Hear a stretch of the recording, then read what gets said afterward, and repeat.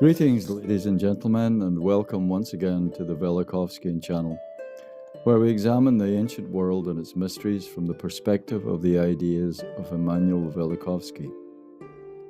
Without doubt, one of Velikovsky's most intriguing propositions was the idea that Oedipus, the mythical Greek king who killed his father and married his mother, was one and the same as the heretical pharaoh Akhenaten. For those unfamiliar with Egyptian history, Akhenaten was the father of Tutankhamun, and he was, by all accounts, an extraordinary character. Historians regard him as the world's first monotheist, and he certainly worshipped only one god, the solar disk, or Aten. Other gods and their cults were, if not persecuted, at least sidelined. So devoted was Akhenaten to his god that he abandoned Thebes, centre of worship of the god Ammon, and moved the capital north to a new city named Akhenaten, after his favoured deity. In Akhenaten, the pharaoh initiated what can only be described as a cultural revolution. Artists were instructed by the pharaoh to portray him as he really was, abandoning the formulaic and idealised portraiture that had hitherto been the norm in royal depiction. And Akhenaten was anything but handsome. His posture was stooped and his face long and somewhat emaciated. Most strikingly, however, his hips and upper legs were broad and feminine-looking. All of this was faithfully recorded by the royal artists, who now began to produce some of the most realistic and striking work in the country's history. It was at this time, for example, that the bust of Akhenaten's beautiful wife, Nefertiti, was created. This unique art style is now known as the Amarna style, after the modern name for the site of Akhenaten's new capital, Tel El Amarna. Now, as a general rule, most historians have held a favourable opinion of Akhenaten. In addition to his monotheism and the freedom he gave to artists, the heretic pharaoh seemed to be something of a pacifist.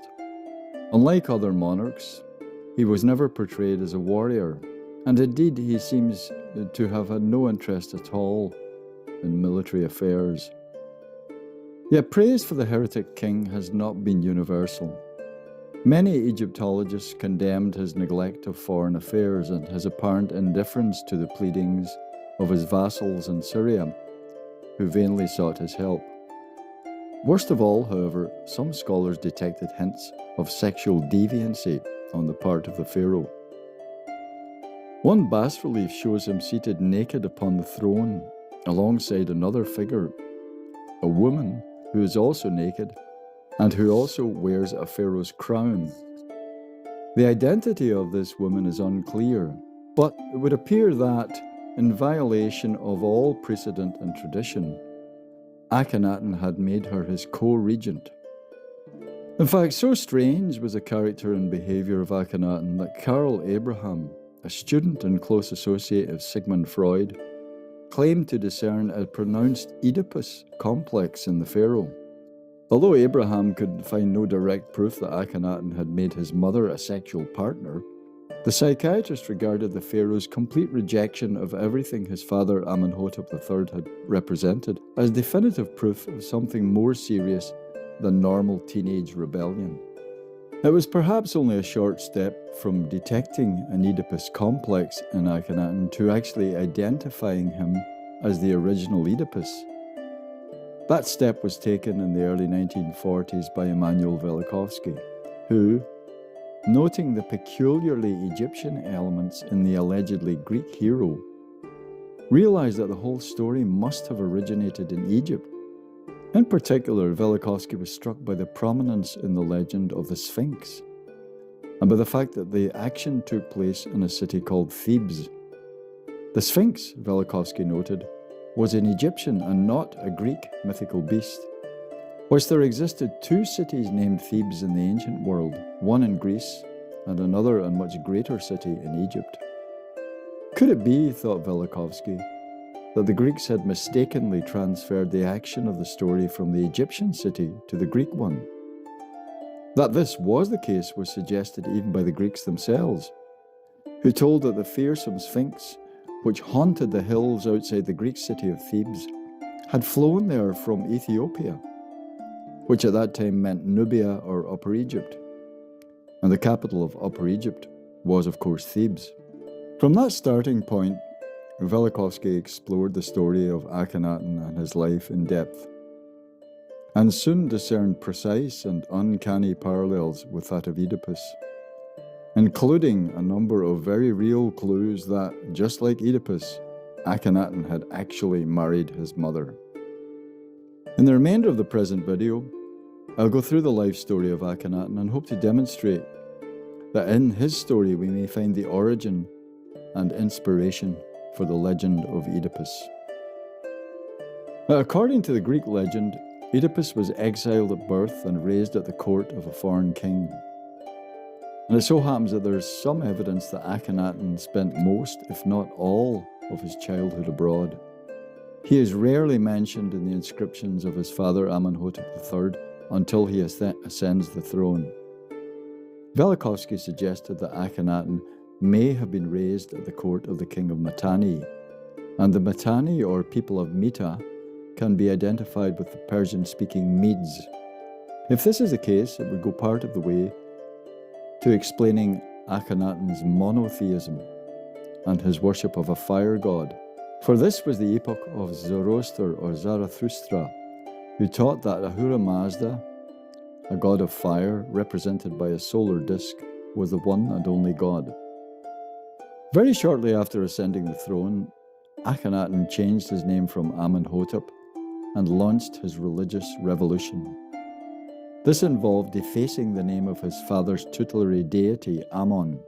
So, although Akhenaten did not actually kill his father, for the Egyptians the dishonoring of his father's god would have been regarded as equivalent to murder. As part of his revolutionary program, Akhenaten ordered artists to portray him as he really was, and he was anything but manly. As we said earlier, his posture was stooped and his belly protruding. His hips and upper thighs were swollen and unnaturally large for a man, giving him a distinctly feminine appearance. And here we find a clear link with the legendary Oedipus, whose name in Greek means swollen feet or swollen legs. During the first few years of his reign, Akhenaten's chief wife was the beautiful Nefertiti. However, in his 12th year, or after his 12th year, Nefertiti becomes less prominent. For a long time it was believed that she had died, though we now know that this was not the case. Nonetheless, she was most assuredly sidelined, and a new queen appears alongside the pharaoh. This was the great royal wife, Queen Tia, or Tai, Akhenaten's own mother. Historians profess to find nothing strange in the fact that a pharaoh would repeatedly portray himself in the company of his mother, who is moreover described not as the great royal mother, but as the great royal wife. On one occasion, Akhenaten is depicted holding his mother's hand, for all the world a picture of a man and his lover or wife. Even worse than this, the royal couple are shown with a child, a young daughter named Akhenaten. In one illustration, Akhenaten is seated opposite Tia, who is described as the great royal wife, and Akhenaten stands between them, strongly indicating that she was their child. So disturbing is this image that Egyptologists insist it must depict Akhenaten's father Amenhotep III. Yet such an interpretation flies in the face of everything we know about the period. We know, for example, that Akhenaten never portrayed his father, and the picture clearly shows Akhenaten and his mother. The royal couple sit under the protective rays of the sun disk, the Aten. And to clinch it, the name of the seated pharaoh is deleted. This was the regular fate of Akhenaten's name in subsequent years. And putting the whole thing really beyond question is the fact that Akhenaten is portrayed as a very small child, whilst the illustration seems to have been made in Akhenaten's 12th year. That means that Amenhotep III, Queen Tia's husband, must have been dead for 12 years. And had Akhenaten been his daughter, as is normally claimed, she would have been fully grown. Now, in order to get around this uncomfortable fact, some historians have tried to suggest that there was a co-regency between Akhenaten and his father Amenhotep III. Yet there is no real evidence for such a co-regency. In fact, all the evidence points against it. Akhenaten was hostile to almost everything his father stood for, and the idea that he would honor his father in such a way is inconceivable. So in spite of the claims of mainstream Egyptologists that the pharaoh portrayed here was Amenhotep III, it is beyond reasonable doubt that it was actually Akhenaten. And the evidence then is almost irrefutable. Akhenaten must have married his own mother and fathered a child with her. Now let's return again to the Greek legend. According to this, sometime after Oedipus was crowned king, the city of Thebes suffered a plague, and a great seer named Tiresias was asked to find the cause. Tiresias duly announced that the king Oedipus had killed his father and married his mother, and that the plague was the signature of the gods exacting their vengeance. Now it so happens that around this time there was indeed a great seer in Egypt. His name was Amenhotep, son of Hapu. According to Velikovsky's interpretation, Egypt suffered some kind of misfortune during the final years of Akhenaten's reign, almost certainly a plague of some kind. In any event, it seems that Amenhotep, son of Hapu, identified the pharaoh as the cause of the country's woes, and that Akhenaten was deposed shortly thereafter. He may also have gone blind. In another retelling of this story, as found in a fragment of Manetho's Lost History of Egypt, preserved by the Jewish historian Josephus, we are informed that the pharaoh was told by Amenhotep, son of Hapu, here called Amenophis, son of Pappus, that he was destined to be exiled in Ethiopia. From this we may deduce that Akhenaten and part of his entourage fled south into Nubia. And confirmation of this comes in the fact that the later Nubian pharaohs of the 25th dynasty maintained Akhenaten's Nubian shrine of Gem-Aten, and it is widely believed that this dynasty was descended from refugees who fled Egypt at the end of Akhenaten's reign. It would appear that one of the people responsible for removing Akhenaten from the throne was an aged courtier named Ai, A-Y. Now, Ai may have been a brother of Queen Tia, although this is uncertain. According to the Greek account, Oedipus was removed from the throne of Thebes by an elderly general named Creon, and Velikovsky identified Creon with Ai. Now, in the Greek story, Oedipus had two sons, Polynices and Eteocles, and Creon persuaded these two to share the throne. Velikovsky identified Polynices with Smenkhara and Eteocles with Tutankhamun, both of whom were sons of Akhenaten. It seems that upon the expulsion of Akhenaten, his eldest son Smenkhara was placed on the throne. He did not, however, reign long, perhaps for less than a year. In any event, he seems to have been viewed as too closely associated with his heretical father, and a plot was hatched to remove him and crown his younger brother Tutankhamun. According to Velikovsky, Smenkhara became aware of the plot and fled abroad, almost certainly to Assyria, to recruit allies for an attempt to regain the throne.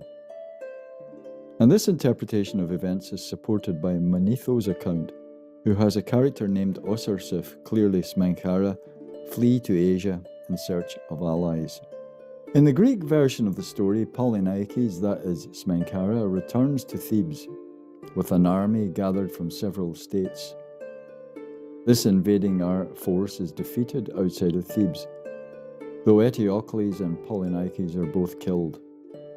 And in this Greek tradition, the crafty Creon, intent on gaining the throne for himself, encouraged the two brothers to decide the issue by single combat, as a result of which they both lost their lives. In Velikovsky's interpretation, the wily courtier Ai encouraged the youthful and naive Tutankhamun to assume a dangerous and exposed position in the defending army, and was duly killed. Now, the cause of Tutankhamun's death has long been a mystery, and many theories have been advanced over the years. More recently, however, it has become clear that he died as a result of a serious leg injury which became infected, and many Egyptologists are now happy to accept that this injury may have been sustained in a battle.